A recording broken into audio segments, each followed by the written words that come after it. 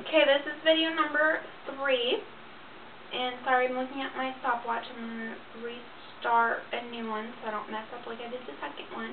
Okay, so anyways, I kept saying that I can't do it even though I knew I had to, but I just kept saying it, and I was so upset that I was begging them. I go, please, just give it to me, just give it to me. And, you know, if you saw me, you'd be like, that's not the Alex I know. That's how painful it was, and I'm sorry, I don't want to scare anyone, and the chances of it happening to you the way it's happening to me probably won't happen, but to me it did. And I just kept saying, epidural, please give it to me, and I would not leave the epidural alone. Like, I couldn't stop talking about it. I knew it was impossible to do it, but for some reason I just kept saying that I needed it. Give it to me, give it to me. I wasn't being mean. I wasn't being scary, and I wasn't treating the nurses bad. I was whining. That was all I was doing, was whining and saying, please just give it to me, and I was begging them. They probably thought I was extremely pathetic. And my poor husband, I'm like scaring him because, you know, he loves me and he doesn't want me to be in pain. And he just was so great at being a coach. He just kept telling me, honey, you can do this, don't worry, you'll do this, and it's going to be so worth it. And he's just being amazing. And then, like, Dante would slip in my mind, like, oh my God, I'm going to see my baby soon. It's going to be worth it. And that was, like, the only thing that was keeping me together, was knowing that I was going to see my son so soon. And I'm so in love. But, so they finally said my doctor's coming, which is great. And before he actually was in the room, they checked me right away again. I think about 15 minutes after they said it was 9.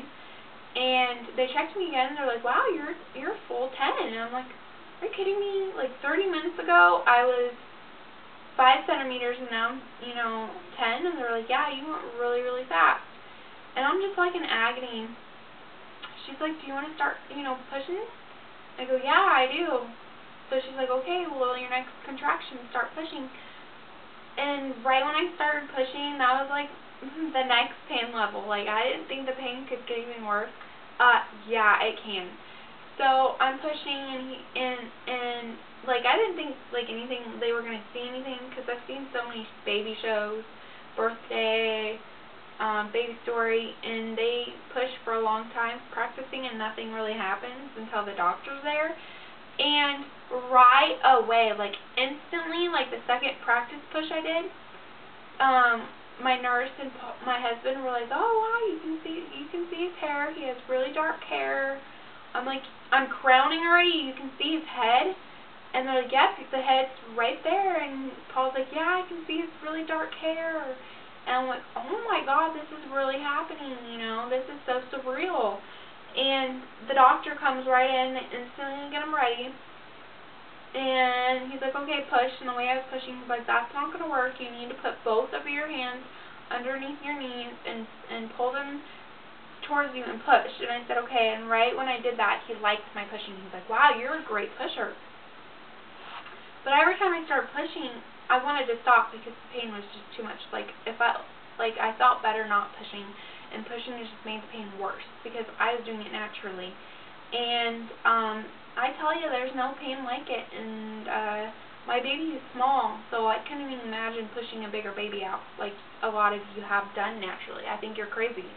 Like, I love you guys, but you're crazy. Like, literally, you're crazy. Like, there's something wrong with your head, because this was, and I'm pretty good with pain, and I hated this pain.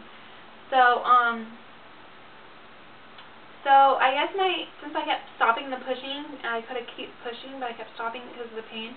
My doctor, like, said something to a nurse, and I could hear him. And what he said was, we're going to have, because I was so, like, curled up like this, pushing, that it was, the things on my stomach weren't reading my contractions or his heartbeat because I was too scrunched up. So he says to the nurse that we're going to have to put something on Dante's head to read the contractions better, and I heard about this in birthing class, and I didn't want anything being on his head.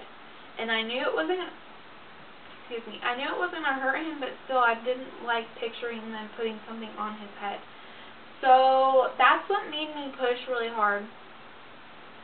And mentally, I was talking to myself. I was talking to myself in my head, saying, Alex, you can do this. Alex, the more you push, the longer you push, the faster he'll come out. And that means the pain will be over with. So, that's what made me do so good. And they said I was like a pro. They were shocked at how a first-time mother was doing so amazing on the pushes.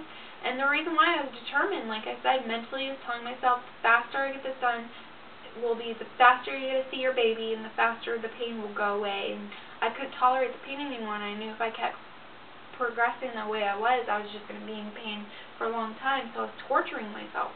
So I needed to get it over with. So I did. And it was funny, right when he's like, the head's out, I go, thank God, the worst part's over, because they say the worst part is the head coming out. I go, thank God, it's over with. It's going to be still a little painful, but not as painful. I was wrong. The shoulders are the worst. By far the worst. And right after and it happened fast, so I didn't really care that the pain was worse, because his shoulders came out, like, right away.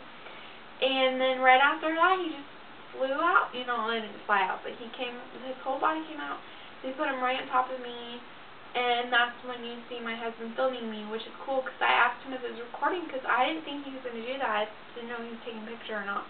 So I feel stupid when I watch my videos. I'm like, is it recording? But yeah, I think it was really cool that he did that, because I didn't even ask him to do it. And it was so funny, because we thought the umbilical cord was cut already, because he was on me for so long, and I was just adoring and loving him and his gunky bloodiness, that I thought they cut it already because it was so long.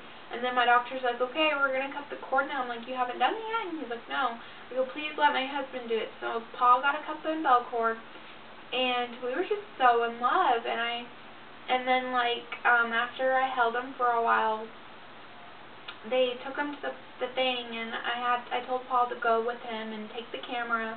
So Paul took pictures of that and just spending time with his baby, and I kept looking at him, and he just couldn't stop smiling. And yes, my husband did cry. He had like 5 streaks down his face, and it was so cute. He was just so in love with his son. And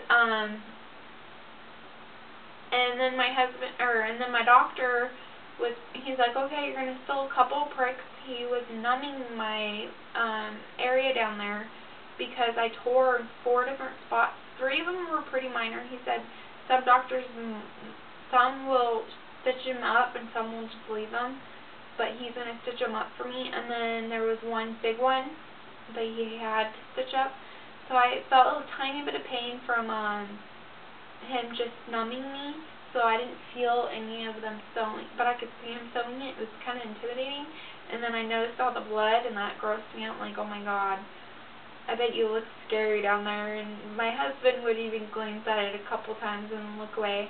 And I was just staring at Paul, and the nurse measuring and weighing him.